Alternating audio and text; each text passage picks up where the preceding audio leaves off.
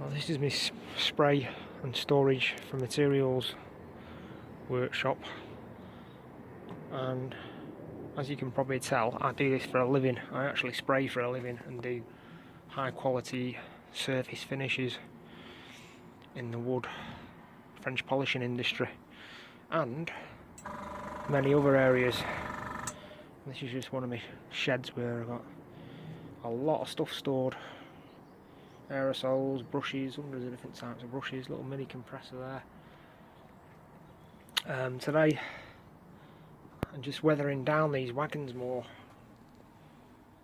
Look like that. I just want them looking darker and sort of to match in with the rest of the wagons that I've got, which are similar to this.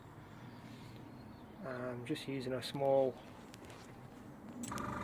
gravity fed art gun, which is a Neo water, only very basic, got very good value for money. I've had this for a few years. As long as you clean it out with thinner, acrylic thinner,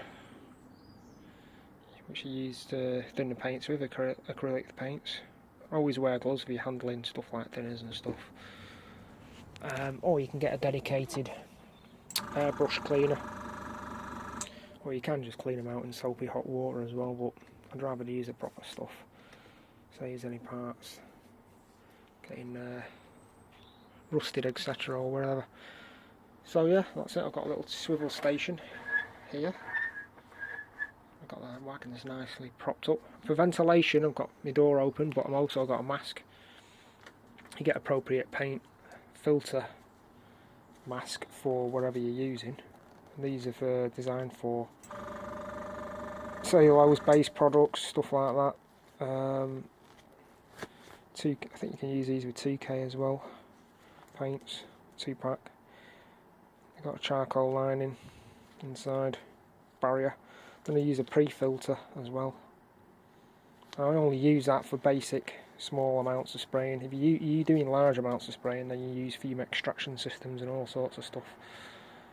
But I do highly recommend wearing masks. You don't want to be breathing the fumes off acrylic paints or any other type of paint. So I'm just going to have a go with these now. Just got them there. I just thin them down about 10%, something like that. You get it. You can use them straight out of the tin, some of them, but you just got to experiment and just try on an area or a piece of paper or card.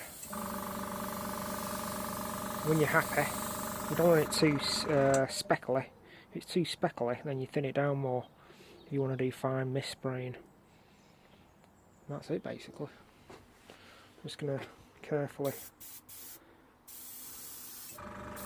not too much,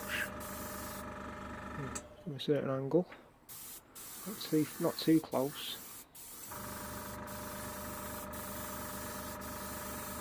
That's it. That's it, see? Only very, very slight amounts I'm doing.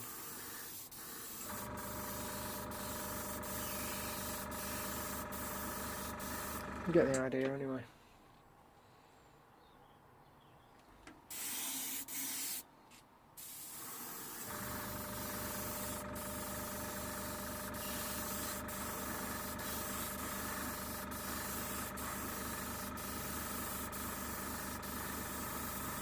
That's it, that's the effect I want. I want that redness to go away to match in with the others.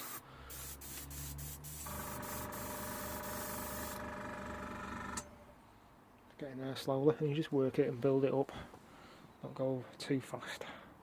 As you can see, that's the effect. I want the redness to go away on that wagon there to match in with the existing. That's what I'm looking for.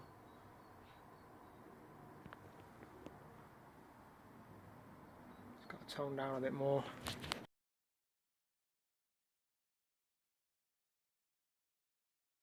If you make a mistake, which I have done, which is pretty rare that I make a mistake or I had a problem, touch the wagons before they were fully dry, put a great big thumbprints across them, so if that happens, wash them off in water as quickly as possible to loosen up the acrylic paint and wash it off. Put it on top of a radiator, not too hot, as you want, nice and warm, and then redo. Just to finish off and seal in the paint, I'm using a Koenig Special Repair lacquer, which is a deep matte. It's what I use at work. You don't have to use this, you can use any type of matte lacquer, but this one I use because of the way it atomises and the way it comes out the can is really fine, and it sprays in a circle. It's really good stuff, this. So yeah, that's it, that's all done. Just need to wait for them to dry, put wheels on, and that'll match in with the existing wagons then. There's quite a big difference between that spray gun, which I use for my model railway and at work in certain areas, and this is the one. Sometimes I use this at work, depending. That's a more obviously advanced spray gun, and I've got other guns up there all ready to be used, all cleaned out and just hanging around up there on the roof. Yeah, so there they are, they're not ready for having the wheels put back on. Right, so that's it, I'm putting the wheel sets back on now. I'm happy with the basic blending down of the colour of the wagons on the tops and the sides, etc. I'm not gone crazy on these. They're just matching with the existing set. I've got 12 other wagons. I'm putting back Marklin Tricks 2-rail. They came supplied with 3-rail wheel sets, which means they're not insulated at all. So when you put them on the short, so I sent off 30 sets of these particular wheels, insulated on both sides, or you can have them insulated on one side or none at all. And I got them from this shop. I'm not going to pronounce it because my German is rubbish. My Manchester Mancunian German is rubbish. It sounds really stupid, like Mark Pilkington speaking in German. Anyway, yeah, they come. I've got a bag there. Come in a bag of 30. Price €30.96, including post.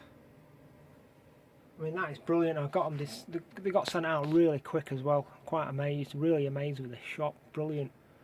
You get all sorts of different types of wheels from this shop. I want to say thanks to Railway Zone, who gave me the link to it for that shop. Very knowledgeable person regarding stuff like that. But yeah, thanks for that. My wheel sets I'm not going to use. I'm going to send them out to Robert Van Uyen. I think you pronounce it, not sure if that's right. But he's got a cracking layout, all automated, it's brilliant. So yeah, I'm going to send those wheel sets, which you will require at some point. Yeah, so that's it. The other batch of wagons, which are a lot different in look to the way they were weathered in the factory, I've now matched in nicely with the rest of the wagons.